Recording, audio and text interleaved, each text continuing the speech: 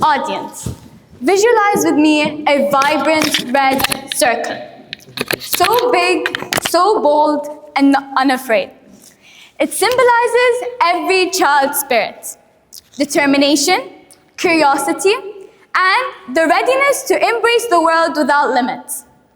They'll climb trees, splash in puddles, and even build castles out of thin air, all without worrying about judgment and letting their imagination roam freely. However, as we grow older, our perspectives change. That big, bold red circle, it begins to shrink and shrink and shrink. Not because it's broken, but because of the environment that shapes us. Expectations, fears, self-doubt, and that tiny nagging voice inside, whispering, what if I fail? What if they laugh at me? And just like that, audience, our boundless red circle shape-shifts into what I call the trap box. The trap box is a safe place. It's a comfortable place where we are in control.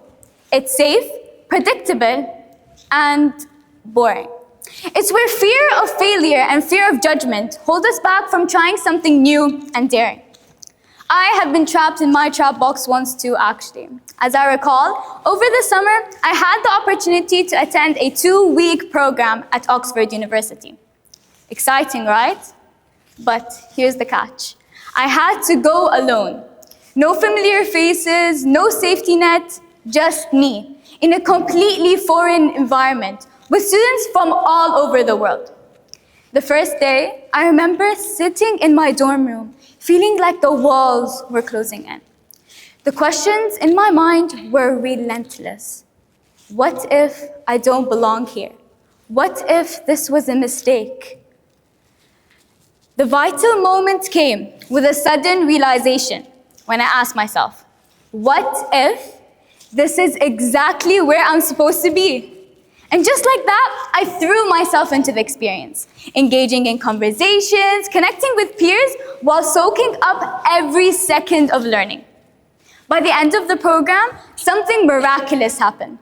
I had the opportunity to deliver the graduation speech. There I stood in front of the grand hall, filled with students from all over the world. My heart raced. But it wasn't fear, it was excitement. It was the burning desire in me to be the best version of myself. I realized at that moment, I wasn't just stepping out of my trap box. I was destroying it.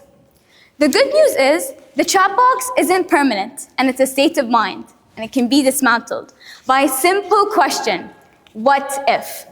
What if I pursued the idea I was always afraid to share? What if I spoke up in that meeting? What if I tried to step out of my comfort zone?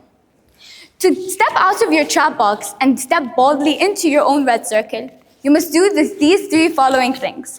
Firstly, challenge your assumptions. Write down what holds you back and ask yourself, are they fears or facts? Secondly, start small. Courage is built through gradual momentum. It is by starting small where you can be encouraged, be brave, and where you can take a step out of your comfort zone. Thirdly, embrace failure. Failure is not the opposite of success, but it's part of the journey. Remember, every no brings you to a closer yes. The world doesn't need more people trapped in their boxes. It needs more people willing to live in their own red circles. People who dare to dream, live, and redefine what's possible. Ask yourself, what if?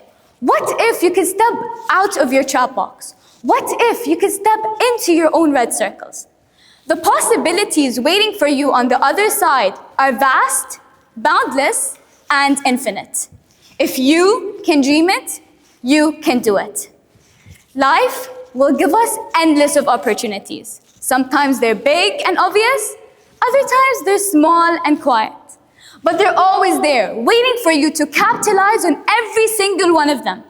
You must seize them with both hands in order for your world to transform. Because the reality is, the size of your circle is up to your imagination. Hence, make it big, make it bold, and most importantly, make it count. Thank you.